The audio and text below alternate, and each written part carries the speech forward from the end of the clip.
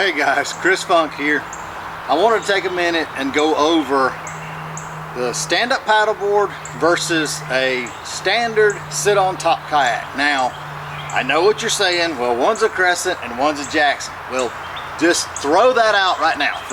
Please use your imagination, because one, this ain't my first rodeo in a stand-up paddleboard. Okay, I've had the Superficial and I've had the L2 Fish. With the L2 Fish was incredible. It was like a Lamborghini compared to anything else that I've ever paddled. So this is a comparison between a stand-up paddleboard and a standard, I'm just going to say, let's say standard 12-foot sit-on-top kayak with good stability. Now, you can insert whatever brand, whether it's Bonafide, Crescent, you name it, Old Town, go ahead, I don't care, you just pick them. That happens to be a Jackson because that's one of my favorite boats, period, and that's the one I compared with because it is most comparable in size. So both of them are, you know, around 12 foot, somewhere around there. This one they say is 63 pounds. That remains to be seen because I haven't weighed it. That one's 78 with the seat, and I believe it.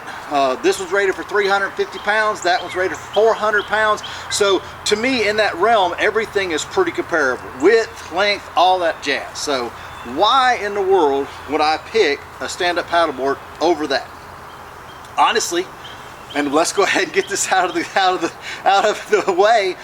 Weight. That's it. Period. So at 63 pounds, which this one's supposed to be, that is your only benefit of a stand-up paddleboard over that boat. I'm done. We could literally stop this video right now. And I say it, and it's funny because that boat is the reason I sold my stand-up paddleboard in the past, because literally I can stand in that boat and have a stand-up paddleboard, and it paddles great. I can put stuff literally everywhere. There's track all over it. It's just more versatile.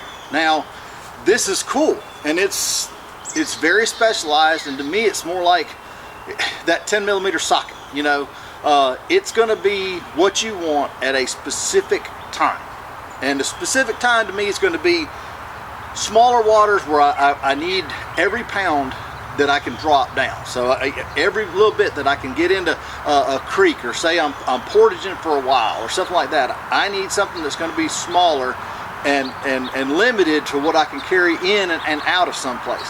Or just for those fun days when, man, I don't want to rig anything, I just want plain Jane, I'm throwing it in the truck, I'm pitching it out of the truck, I've got 2 hours to fish till dark, I don't want to have to set up anything. Grab this and go. Put 2 fly rods in it, put you whatever, and run and have a blast. That's this type of boat.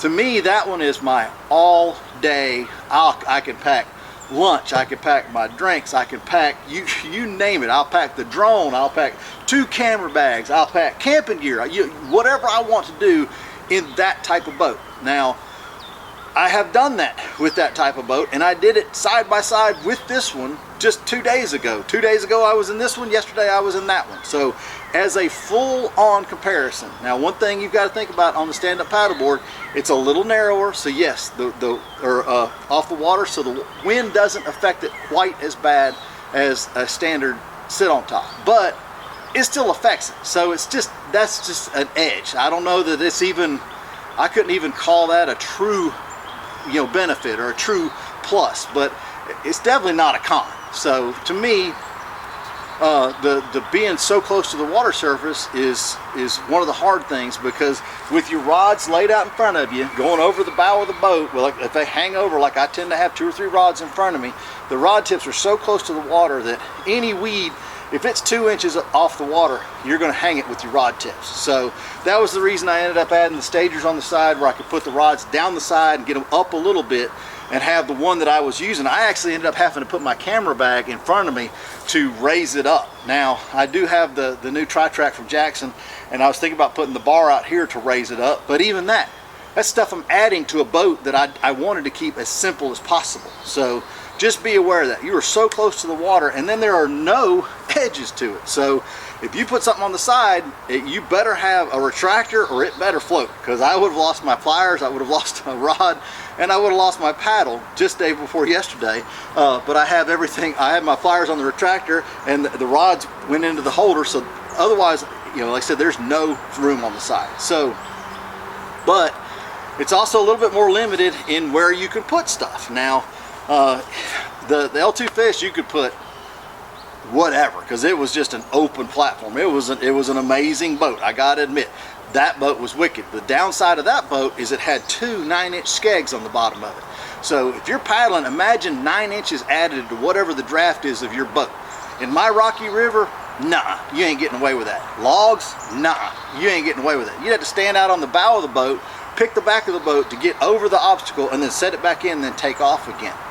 I'm not fishing that way, because if I'm cruising looking at a fish and my skeg hits a log, guess what? I'm going swimming and I'm breaking every rod in front of me. So that was part of the reason saying, no, we're not going to do that.